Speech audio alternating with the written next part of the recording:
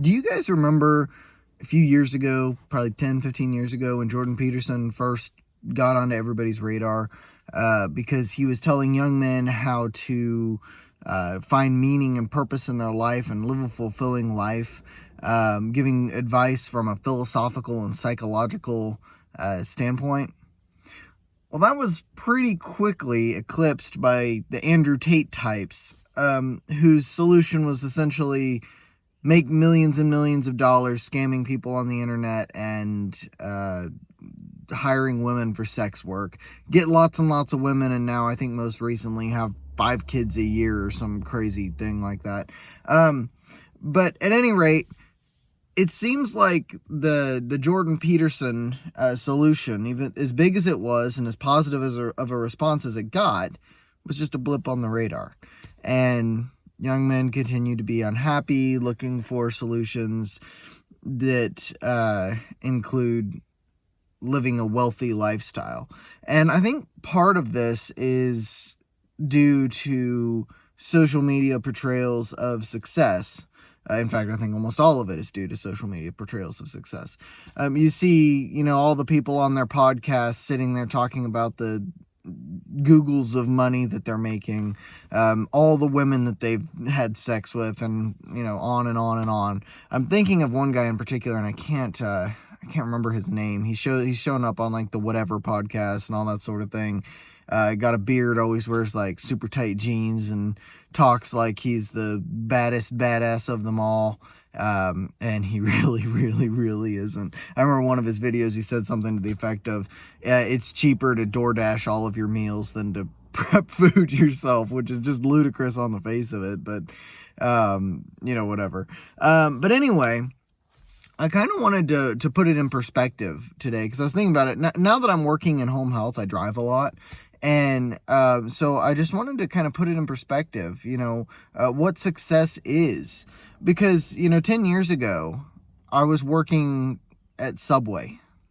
And my highest aspiration was to be, a regional manager at Subway, making, $45,000 a year. Which there's nothing wrong with that.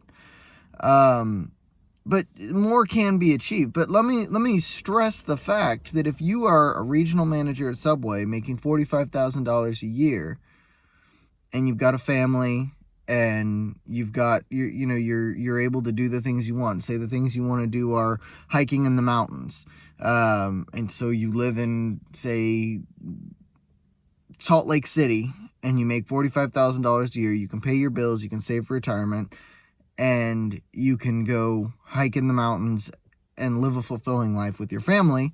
There is nothing wrong with that. And I think that message has been lost along the way somewhere. That it's always more money, more money, more money. We need to all be billionaires. We need to all, be able to turn down beautiful women because we've got 15 more behind us. And that's not the point of being here.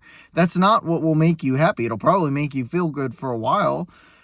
And I'm sure it'll get addicting, but I mean, not to disparage the people that have achieved, that sort of influencer lifestyle, but, I don't really think it's very good for people. Personally, like, I'll tell you a little bit about like the way that I did it. I put myself through college. And I know that people like to say college is useless. Well, it can be if you get a stupid degree, but I didn't. I went and I got a master's degree in a healthcare field that is in high demand. And I worked very, very hard when I first entered the field to put myself in a position where I could leverage my skills for the job that I wanted. Well, I got the job I wanted. And it's a 6-figure job. In 10 years, I went from making about $18,000 a year at Subway to a 6-figure job with upward mobility into corporate. That is a reality of these types of jobs. And beyond that, I went from living in an apartment where, homeless people would sleep in the hallway. There were roaches and rats and recurrent gas leaks.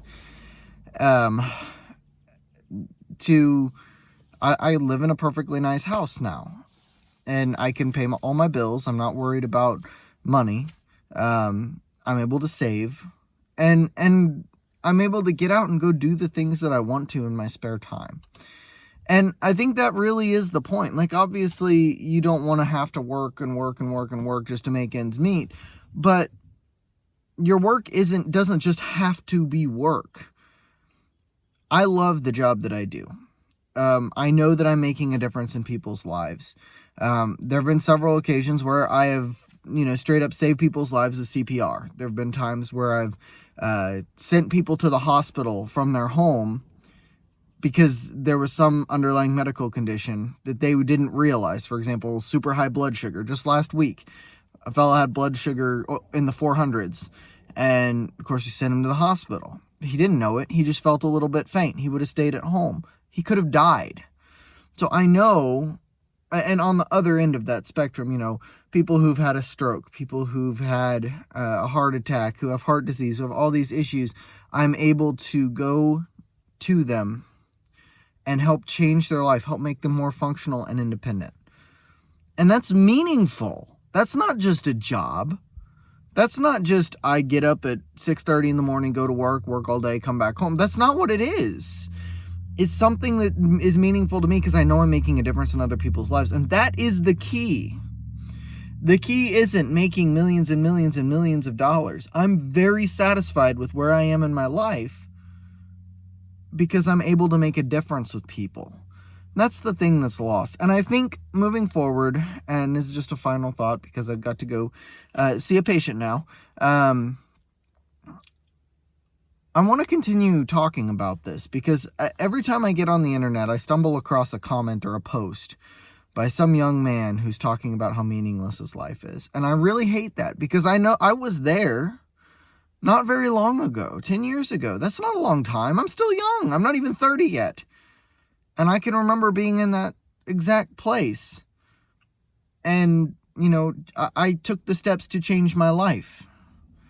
So, anyway, let me know your thoughts on this.